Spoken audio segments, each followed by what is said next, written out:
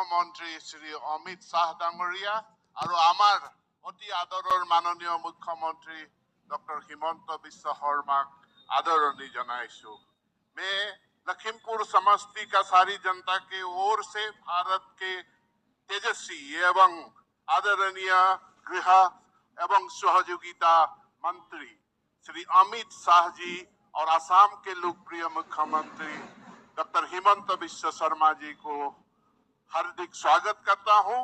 और अभी हमारे लखीमपुर जिला सभापति फनी बरुआ, सांसद प्रधान बरुआ प्रत्याशी और मानव दे का विधायक, उसको आसाम के स्वाभिमान के प्रतीक गामोसा और महापुरुष श्रीमंत शंकर देव का सहयोगी महापुरुष माधव देव का एक चित्र प्रदान करके हमारे सभी का स्नेह सम्मान और मैं नमस्कार जनाइछु।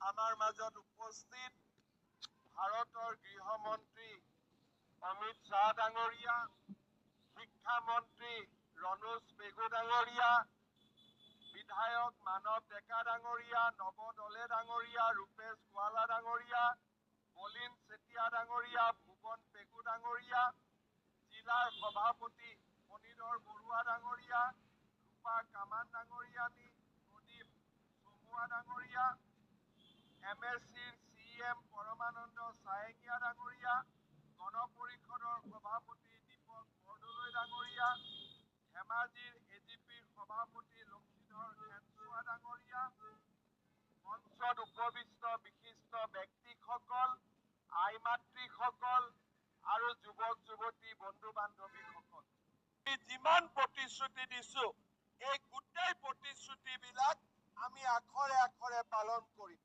পুনৰ এবাৰ मैं আপোনালোক সকলোকে অভিনন্দন জনাইছো আৰু আমাৰ সন্মানীয় গৃহমন্ত্ৰী অমিত শাহ ডাঙৰীয়াৰ ভাষণ অত্যন্ত মনোযোগেৰে শুনিবলৈ আপোনালোকক মই অনুৰোধ কৰিম। মই দীঘলীয়া বক্তব্য নিদিও, মোৰ লগত আকৌ এবাৰ আপোনালোকে ক'ব ভাৰত মাতা কি, নৰেন্দ্ৰ মোদী, অমিত শাহ, जय जय श्री राम। बहुत बहुत धन्यवाद। जय हिंद, वंदे मातरम।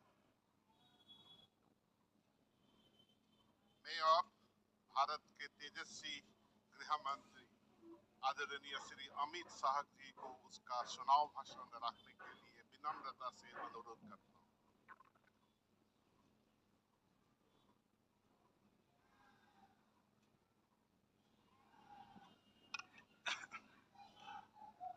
मेरे साथ बोलिए, भारत माता की। अरे भाई क्या हो गया लखीमपुर वालों की आवाज को? मोदी जी को तीसरी बार प्रधानमंत्री बनाना है या नहीं बनाना है? 5 लाख से ज्यादा वोट से कमल खिलाना है या नहीं खिलाना है? फिर एक बार मोदी सरकार बनानी है या नहीं बनानी है? तो मेरे साथ दोनों हाथ उठाइए, विजय के संकल्प की मुट्ठी बीजिए और प्रचंड आवाज से बोलिए, भारत माता की, भारत माता की। आज के कार्यक्रम में मंच पर उपस्थित जिन्होंने आसाम को शांत, समृद्ध, विकसित, शिक्षित बनाने का संकल्प किया है, ऐसे हमारे मुख्यमंत्री डॉक्टर हेमंत बिश्व शर्मा जी, हमारे भारतीय जनता पार्टी के प्रदेश अध्यक्ष भाई भावेश कलिता जी, कैप्टन अभिमन्यु चौधरी जी, डॉक्टर रानेश पेंगू जी, मानव डेका जी, नवा कुमार डोले जी, भुवन पेगू जी, फणीधर बरुआ जी, हमारे राज्यसभा सांसद कलिता जी, और आज जिनको जिताने के लिए मैं यहाँ आया हूं, ऐसे लखीमपुर के भाजपा के प्रत्याशी, आगे आओ भाई, प्रधान बरुआ जी के लिए जोर से ताली बजाओ सभी लोग। और आज लखीमपुर की रैली में आए हुए प्यारे भाइयों, बहनों, माताओं और मेरे जिगर के टुकड़े जैसे युवा मित्रों, आप सभी को नमस्कार। मित्रों, आज गुड़ी पड़वा का पर्व है। जैसे आप लोग बिहू उत्साह से मनाते हो, पश्चिम भारत में और देश भर में गुड़ी पड़वा को नव वर्ष मानते हैं। मैं आज समग्र देश को गुड़ी पड़वा की बहुत बहुत शुभकामनाएं और देता हूं। मित्रों, आज जब मैं यहाँ आया हूं तब समृद्धि की देवी मां लक्ष्मी, टूसू देवी, भगवान महादेव को शीश झुकाकर प्रणाम कर कर मेरी बात की शुरुआत करना चाहता हूं। आज आसाम की भूमि पर आया हूं। मां कामाख्या का आशीर्वाद समग्र देश पर होता है, मगर मां ने अपनी रहने की जगह तो आसाम के पर्वत पर ही तय की है। नीलांगन पर्वत पर बैठी हुई मां को प्रणाम कर कर मेरी बात की शुरुआत करना चाहता हूं। भाई और बहनों, 19 तारीख को आप सभी को तय करना है कि आने वाले 5 साल के लिए आपका मेंबर पार्लियामेंट कौन होगा, देश में किस पार्टी की सरकार होगी और देश का नया प्रधानमंत्री कौन होगा। आपके सामने 2 विकल्प, एक राहुल बाबा के नेतृत्व में इंडिया अलायंस है और दूसरी ओर नरेंद्र मोदी के नेतृत्व में भारतीय जनता पार्टी है। ये तय करने के लिए वोटिंग करना है कि आने वाले 5 साल इस देश पर शासन मोदी जी करेंगे, तीसरी बार प्रधानमंत्री बनेंगे और 400 पार के लक्ष्य के साथ फिर एक बार भारतीय जनता पार्टी की सरकार बनेगी। भाई और बहनों, अभी कुछ दिन पहले मैंने देखा राहुल बाबा कह रहे थे आसाम के कल्चर को हमें बचाना है। मैं राहुल बाबा को कहना चाहता हूं, पूछना चाहता हूं कि आपने क्या किया था आसाम के साथ। आपकी दादी के समय से आसाम को अन्याय किया गया। हजारों युवा अशांति की राह पर चले, मारे गए, सैकड़ों युवा मारे गए, हजारों युवा मारे गए। ये कांग्रेस पार्टी का पाप था। नरेंद्र मोदी जी ने 10 से ज्यादा शांति समझौते कर आसाम को शांत बनाने का काम किया।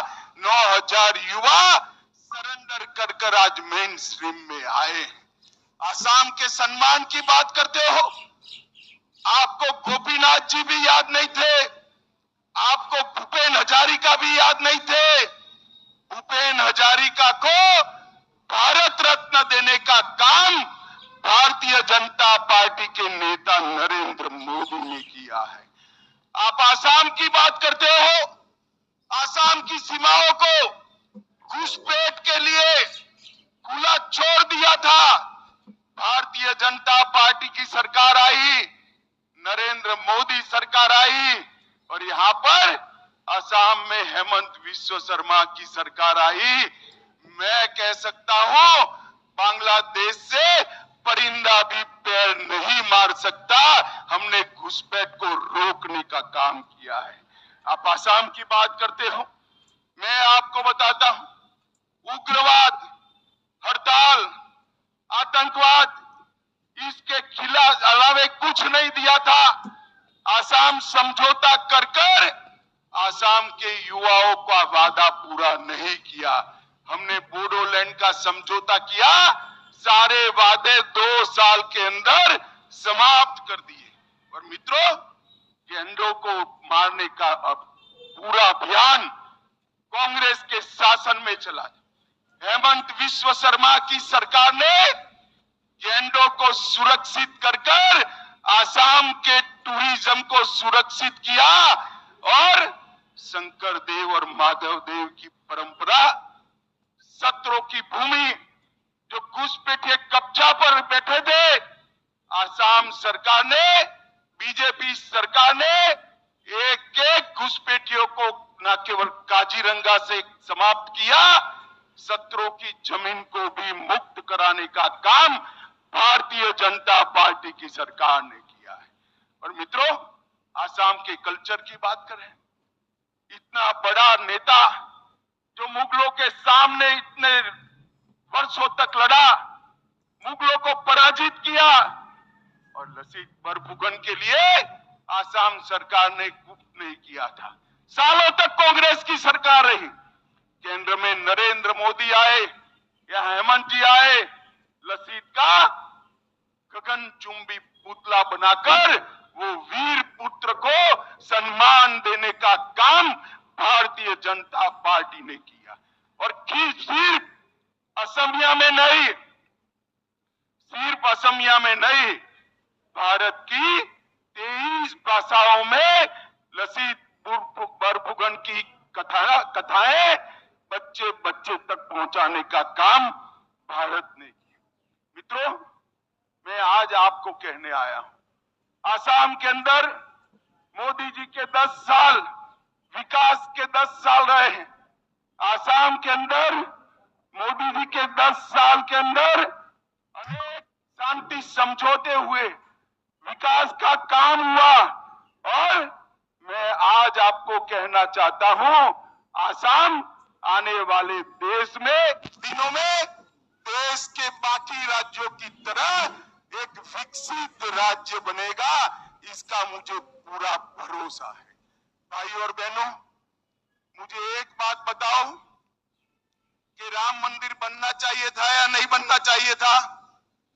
जरा जोर से बोलो, बनना चाहिए था या नहीं बनना चाहिए था?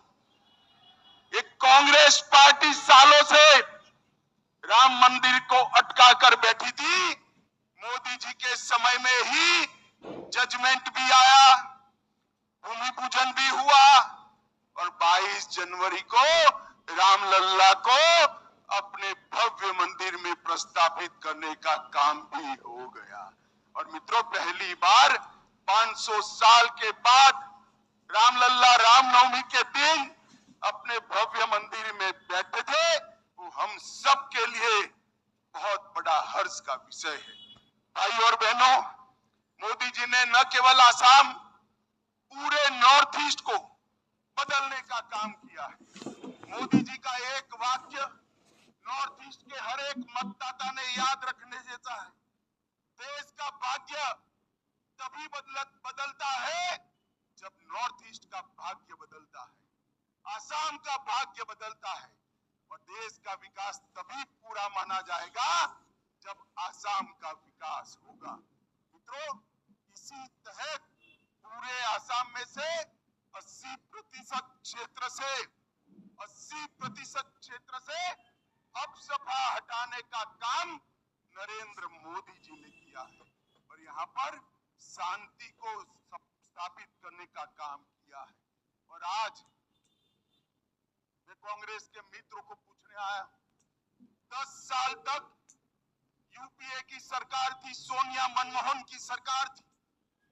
कांग्रेस सरकार ने आसाम को क्या दिया था?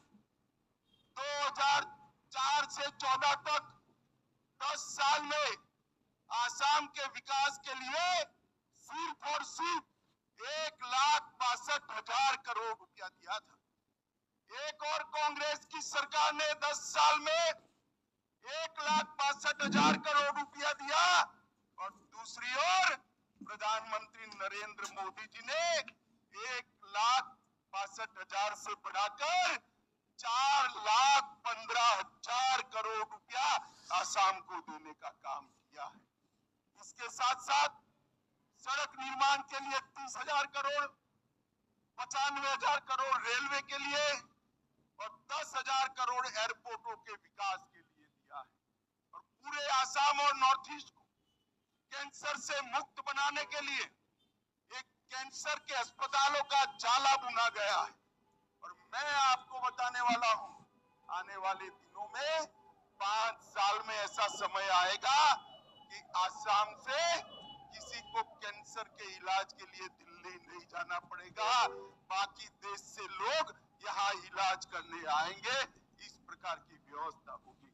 मेडिकल कॉलेजों का चाला बुन दिया गया और मैं कहना चाहता हूं मित्रों, एम्स गुवाहाटी में बना, तुमुलपुर में मेडिकल कॉलेज बना, नलबाड़ी में 500 बिस्तर का अस्पताल बना, 500 करोड़ से धुबरी में मेडिकल कॉलेज बना, 500 करोड़ से कोकराझार में मेडिकल कॉलेज बना और करीमगंज का कॉलेज भी 24 तक पूरा हो जाएगा। मोदी जी ने आसाम के गरीबों के लिए लगभग सारी समस्याओं का निवारण किया है। 18 लाख लाभार्थी किसान सम्मान निधि का फायदा प्राप्त करते हैं। 55 लाख घरों में नल से जल पहुंचा है। 1 करोड़ 70 लाख लोगों को आयुष्मान भारत के कारण 5 लाख तक का स्वास्थ्य का पूरा खर्चा मिल रहा है और 43 लाख शौचालय बनाकर माताओं बहनों को सम्मान करने का काम नरेंद्र मोदी सरकार ने किया है। लगभग 2 करोड़ 30 लाख गरीबों को हर महीने 5 किलो अनाज प्रति व्यक्ति फ्री ऑफ कॉस्ट देने का काम नरेंद्र मोदी जी ने किया है और 51 लाख माताओं को गैस का सिलेंडर देने का काम नरेंद्र मोदी जी ने। मित्रों, कई सारी योजनाएं भी लेकर आए हैं और मैं आज आपको बताना चाहता हूं, कांग्रेस ने अपने मैनिफेस्टो कांग्रेस ने अपनी मैनिफेस्टो में लिखा कि कांग्रेस पार्टी फिर से सरकार बनाएगी तो मुस्लिम पर्सनल लॉ को हम एस्टैब्लिश करेंगे और हमारे मुख्यमंत्री हेमंत जी ने बाल विवाह पर प्रतिबंध लगाया। उत्तराखंड में यूसीसी लाया और मित्रों, कांग्रेस पार्टी वहां से नहीं अटकती। वो कहती है कि कश्मीर से धारा 370 नहीं हटानी चाहिए। लखीमपुर वालों मुझे बताओ, धारा 370 हटानी चाहिए थी या नहीं हटानी चाहिए थी? जोर से बोलो, कश्मीर हमारा है या नहीं है? कांग्रेस अध्यक्ष कहते हैं कश्मीर का बाकी देश से क्या लेना देना है। कांग्रेस अध्यक्ष को मालूम नहीं है ये देश की जनता इंच इंच को अपना मानने वाली है। हम तो छोटे बच्चे थे तो हम गुजरात में नारा लगाते थे, कच्चो हो या गुवाहाटी, अपना देश अपनी माटी। और मित्रों, ये कांग्रेस कल्चर से है। जब चीन का हमला हुआ, लड़ने की जगह वायु प्रवचन में जवाहरलाल नेहरू ने आसाम को बाय बाय कह दिया था, आसाम को छोड़ दिया था। आज को आसाम की जनता ये भूल नहीं सकती। और परिवर्तन क्या है? नरेंद्र मोदी की सरकार है। चीन अपनी 1 इंच भूमि पर भी कब्जा नहीं कर सकता। इस प्रकार का शासन नरेंद्र मोदी जी ने दिया है। पूरा अरुणाचल, पूरा आसाम 1962 को कभी भूल नहीं सकता और नरेंद्र मोदी जी के समय में थोड़ी हिम्मत करी, डोकलाम में 45 दिन तक रोक कर रखा और वापिस जाने के लिए मजबूर नरेंद्र मोदी जी ने कर दिया। मित्रों, मैं आज अंत में इतना ही कहना चाहता हूं, आसाम पूरे नॉर्थ ईस्ट का हब है। आसाम का विकास, नॉर्थ ईस्ट का विकास भारत के विकास के साथ जुड़ा हुआ है। 2014 में मोदी जी ने वादा किया था कि पूरे नॉर्थ ईस्ट को विकसित बनाएंगे। एक प्रधानमंत्री नॉर्थ ईस्ट में 70 से ज्यादा बार नॉर्थ ईस्ट की मुलाकात करने वाला मिला है, वो नरेंद्र मोदी है। और केंद्र सरकार के मंत्रियों ने 700 से ज्यादा नॉर्थ ईस्ट के राज्यों की मुलाकात की है। नॉर्थ ईस्ट में इस बार समय है सभी की सभी सीटें एनडीए के साथियों को जिताने की। आसाम की 14 सीटें हैं। मैं असम के सभी मतदाता भाइयों बहनों को विनती करता हूं, 14 में से 12 सीटें देनी चाहिए। मुझे बताइए, ये 12 कमल में लखीमपुर होगा क्या? जरा जोर से बोलो, होगा? हेमंत जी ने कहा है 5 लाख से बड़ी लीड चाहिए। 5 लाख की लीड से जीतेंगे क्या? जरा जोर से बोलो, 5 लाख से ज्यादा लीड से जीतेंगे? आज से गांव गांव में, घर घर में जाकर कमल का निशान और नरेंद्र मोदी जी की और भारत माता की तस्वीर लेकर पहुंच जाइए। मोदी जी के संदेशवाहक बनिए और उन्हें मुट्ठी भींच कर बोलिए, भारत माता की।